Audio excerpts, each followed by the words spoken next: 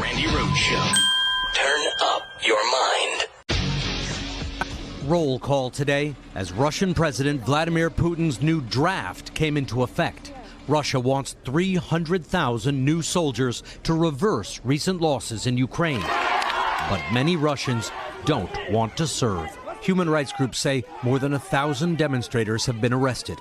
Putin seems so desperate, he's threatening to use nuclear weapons. Secretary of State Blinken tonight calling on the UN Security Council to send a message. These reckless nuclear threats must stop immediately.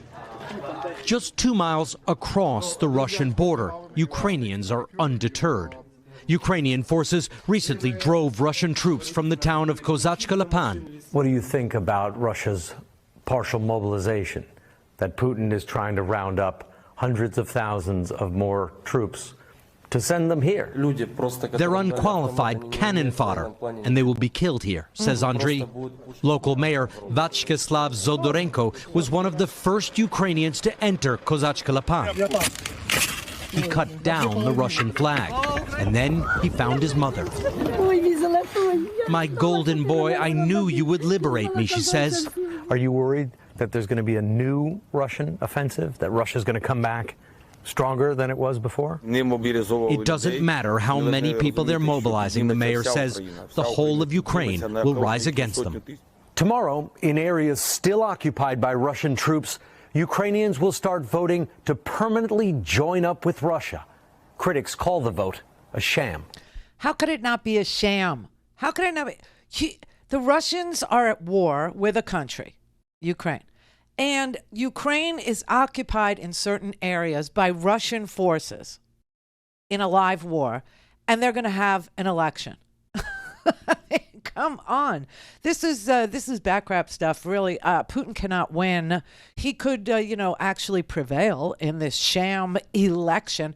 I just want everybody to pay attention. I just, because he's a very close friend of the Trump, and I just want you to see what the future might look like with regard to sham elections, counting votes, who gets to count them, voting while under occupation or duress.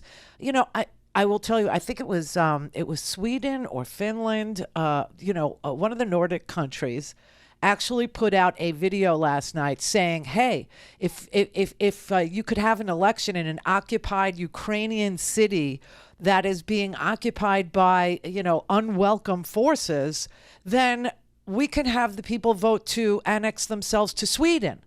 So let's put Sweden on the ballot too and ask them, do they want to come under Russian rule, or would you like to be part of Sweden? That's how ridiculous this thing is. And I have to tell you that they're burning recruitment centers in Russia. They're literally setting fire to recruiters' offices in St. Petersburg and in Dagestan, yes, and in far-flung places, because they don't want to fight. Think about it this way. You weren't even allowed to say that this special operation was war for 7 damn months in Russia without facing the bar of injustice at the behest of Putin. I mean, the Russians weren't even allowed to call this a war. They had to call it a special operation. Now, all of a sudden, they're mobilizing every living, breathing man that they can get their hands on, whether they're in prison or they're 60 or they're 50 or they're disabled or they're whatever. They're just rounded students. They're going into schools. Protesters, by the way, the protesters that you see, not only are they being threatened with jail and taken into the paddy wagon to be brought down to the, jailhouse, but then they're conscripted. Then they are put on a bus and sent to Ukraine. How does Putin expect to win when the dissidents, the people that are against what he's doing, are the ones that he's recruiting and giving guns to, who are going to Ukraine? Some of them have said they will cut their fingers off so that they can't fire a gun